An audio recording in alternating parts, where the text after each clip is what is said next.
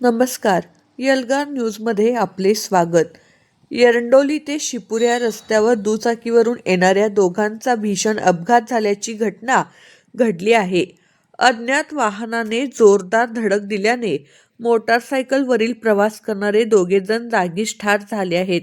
संजय रघुनाथ कदम वय वर्ष 59 व इलाई हबीब इनामदार वय वर्ष 54 दोघे राहणार एरंडोली यांचा या अपघातात मृत्यू झाला आहे.